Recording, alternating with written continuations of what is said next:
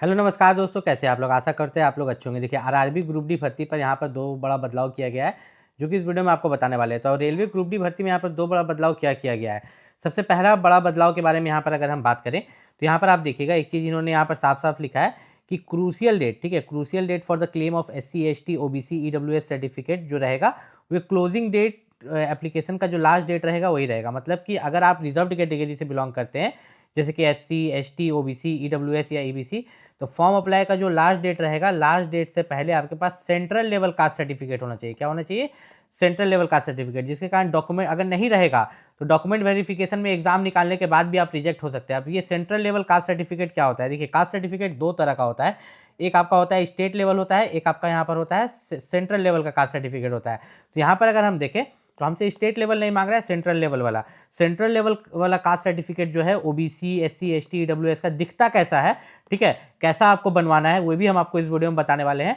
ठीक है, form apply का लास्ट डेट सबसे पहले हम लोग सबसे एप्लीकेशन के ऊपर में चलते हैं। ठीक है, तो रेलवे ग्रुप डी का अगर यहाँ पर फॉर्म अप्लाई का लास्ट डेट हम लोग यहाँ पर देखें तो 2 मार्च है। मतलब अभी भी फॉर्म अप्लाई का लास्ट डेट में जो है यहाँ पर समय है। ठीक है, अभी भी फॉर्म अप्लाई में समय है। 2 मार्च से पहले भी अगर आप यहाँ पर कास्ट सर्टिफिकेट बनवा लेते हैं सेंट्रल लेवल वाला तो आपको कोई दिक्कत नहीं होने वाला।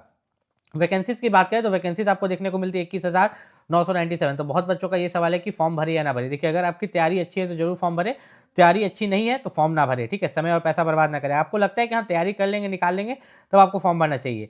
तो यहाँ पर अगर हम लोग देखें तो 2 मार्च जो है आप लोगों का लास्ट डेट था, जैसा आप लोगों ने यहाँ पर देखा 2 मार्च।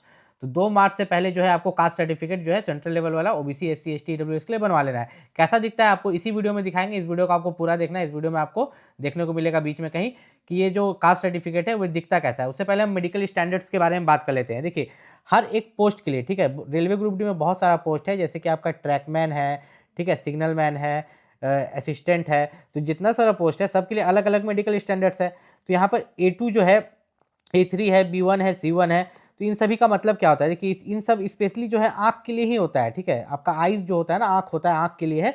A2 में आपका आँख बहुत अच्छा होना चाहिए। ठीक है, डिस्टेंस विजन 6/9 होना चाहिए विदाउट ग्लासेस। मतलब इसमें अगर चश्मा है तो नहीं चलेगा। ठीक है, A2 में चश्मा नहीं होना चाहिए। ठीक, याद रखिएगा A2 में चश्मा नहीं होना चाहिए। A3 में आपका जो है चश्मा चल जाएगा विथ और विदाउट ग्लासेस, मतलब चश्मा आपका चल जाएगा।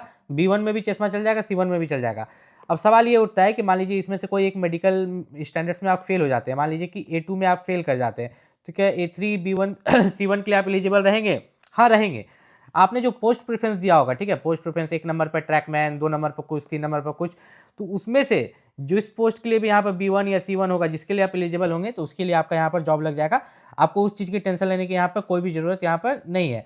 तो थोड़ा सा अगर हम लोग यहाँ पर नीचे चले तो फॉर्म फीस को लेकर भी बच्चों के मन में डाउट था।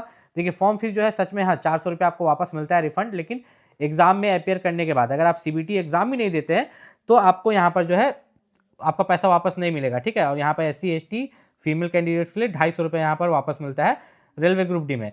अब यहाँ पर थोड़ा सा हम लोग यहाँ पर देखें अगर तो इन्होंने साफ साफ इस चीज़ के बारे में लिखा है। थोड़ा सा नीचे चलते हैं कि आप जो फॉर्म भर रहे हो, ठीक है, फॉर्म भरते समय अगर आप याद रखिएगा SC ST OBC जो मैं बार बार बोल रहा हूँ लास्ट डेट से पहले, जरूर लास्ट डेट से पहले बनवा लीजिएगा ताकि आपको किसी भी तरह का यहाँ पर दिक्कत ना हो। अब रेलवे ग्रुप डी में जो आपका एग्जाम लिया जाता है तो एग्जाम में एक चीज़ यहाँ पर खास खास रहता है कि वेटिंग लिस्ट इसमें बनाया जाएगा। ठीक है, रेलवे ग्रुप डी का जो आपका ये एग्जाम है, देखिए सबसे पहले आपका कंप्यूटर बेस्ड एग्जाम हुआ, फिर फिजिकल, फिर डॉक्यूमेंट वेरिफिकेशन, फिर मेडिकल। लेकिन मेरिट जो है कंप्यूटर बेस्ड एग्जाम पर ही बनता है। आपका फिजिकल जो है ये क्वालिफाइंग रहता है, बस आप क्वालिफाई कर लीजिए। ठीक है, और यहाँ पर अगर देखें तो आपका जो एग्ज़ाम है यहाँ पर, तो एग्ज़ाम में टोटल 100 क्वेश्चन रहते हैं, 90 मिनट का समय दिया जाता है। अब जनरल साइंस में जो है आपको 25 क्वेश्चन, मैथ में 25, रीजनिंग में 30, करंट अफेयर में 30। अब बच्चा ऐसे मान के चलता है कि मैथ्स में वो 20 बना देगा कम से कम, रीजनिंग में वो 25 बना देगा, जनरल साइंस में जो है मान के चलते हैं कि वो 20 बनाएगा यहाँ पर, और करंट अफेयर में 10। तो अगर आप इसको जोड़िए तो कितना होता है 20-20 40, 50-60, 70, 75। मतलब एक एवरेज बच्चा जो बनाएगा 100 में से 75।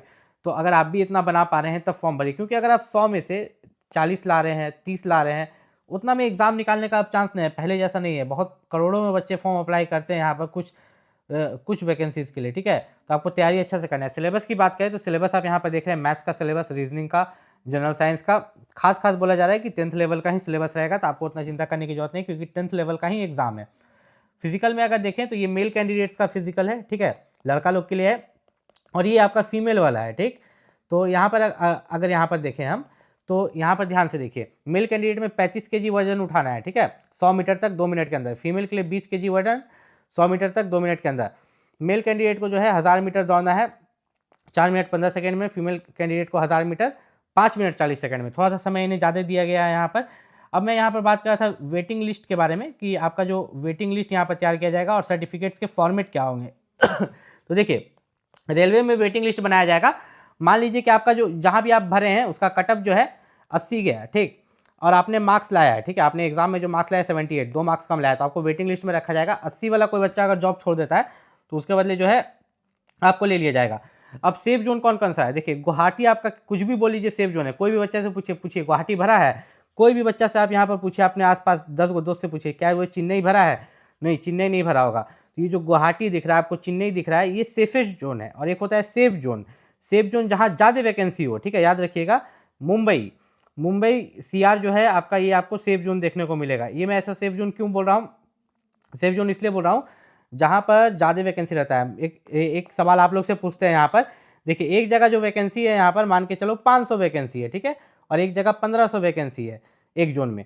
तो लास्ट में जब बच्चा को सेलेक्ट करना होगा तो टॉप 500 बच्चा को ही सिलेक्ट करेगा ना यहाँ पर, तो उस टॉप 500 में आना है। तो यहाँ कम वैकेंसी है, और यहाँ पर टॉप 1500 बच्चा को सिलेक्ट करेगा लास्ट, तो इसमें आपके ज़्यादा चांसेस है जहाँ पर ज़्यादा वैकेंसी है। इस चीज़ का भी खास ख्याल आप यहाँ पर रखिएगा। देखिए यहाँ पर जो है format of certificate of SC ST यहाँ पर एनेक्सर 1 के हिसाब से है, इस तरह से कुछ दिखता है।